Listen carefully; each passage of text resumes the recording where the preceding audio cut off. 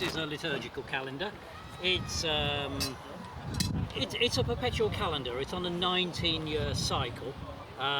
So it's not like our calendars today, where it starts from January the 1st and goes up to December the 31st.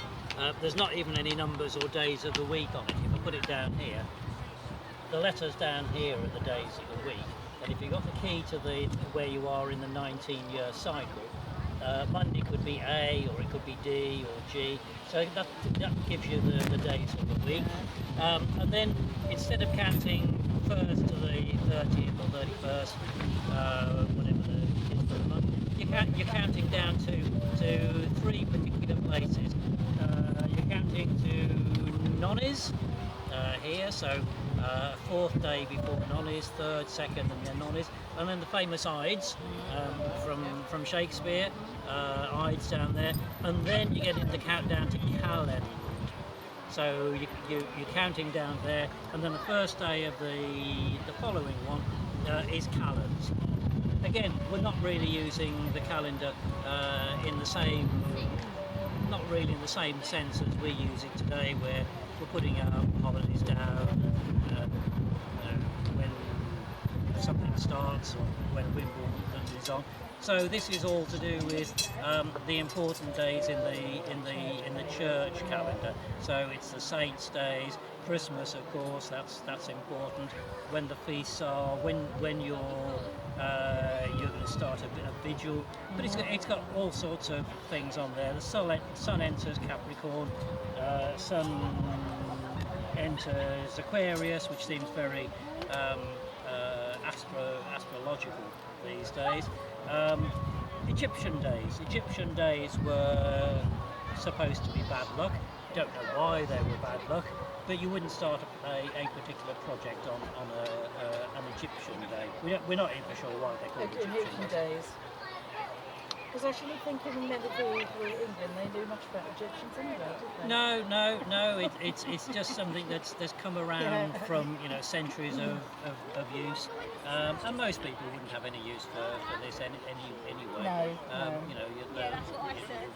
Your hoi polloi, your peasants, and that sort of thing, more interested in the seasons than the saints. Somebody will tell them when saints' days are if they go to church.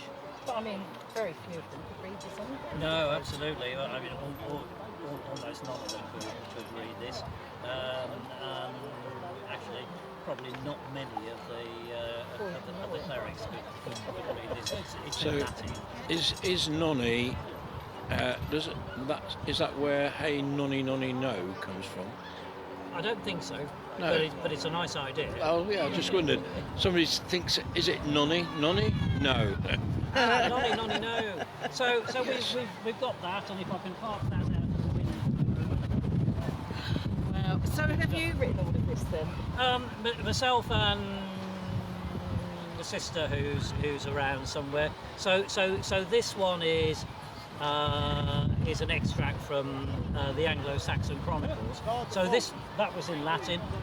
This is in Old English. Yeah. And it's the start of the Peterborough recension of the Anglo-Saxon Chronicles.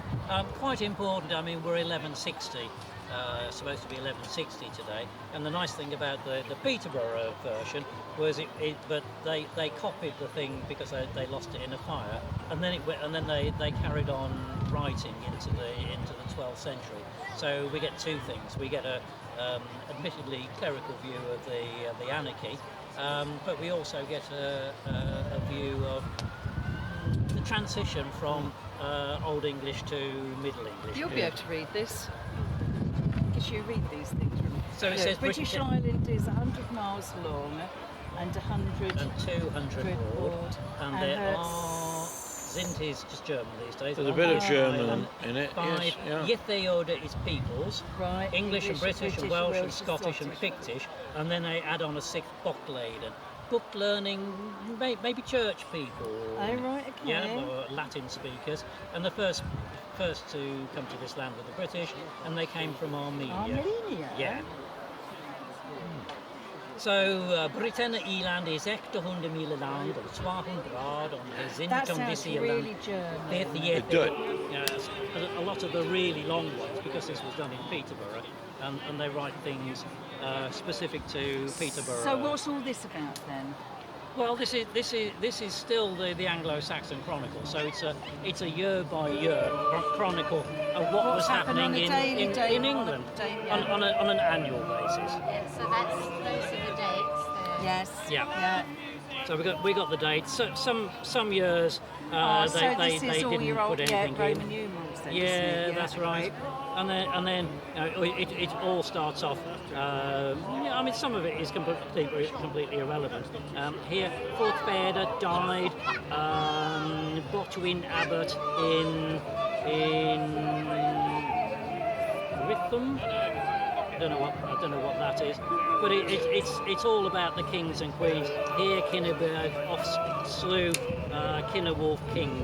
So it's the major happenings in the year that they know, unless it's something to do with the monastery at Peterborough.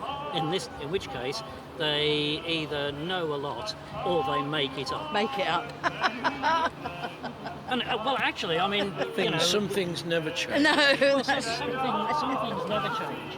And Donald actually, Trump would have done well in I those then days. produced something like this, which is it's a chirograph. It's a contract, two-part. So the bottom is the same as the top. The first part is in Latin, and then the bounds of it's for land, and the bounds of the land are in Old English.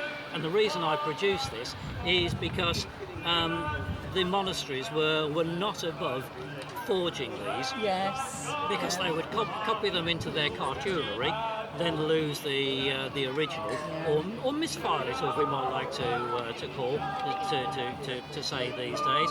So they have the thing written out, they have the body of the thing, so that's okay. They can write that, and then they put down, well, we've got another one. We'll put all the witnesses. These are the witnesses down here, and then we know they've forged something simply because we look at the witnesses and we can say, well, that witness that they put on there was dead. when they were supposed to witness this, so they can't have. So it's forgery or reconstruction of the charter. Very good. And of course Stamps. there's other things as well. No, this is illumination. The Dame Alice does. I do black stuff. She's the one that does all the nice illumination. So this is an extract from a bestiary. We've done it on a block, so it's easy to handle, especially in this sort of weather. But it's all done with the appropriate materials. The gold is real gold, then you get the colours. Bit of water in there. I don't know why I bother with water in, but it just holds the colours down a little bit.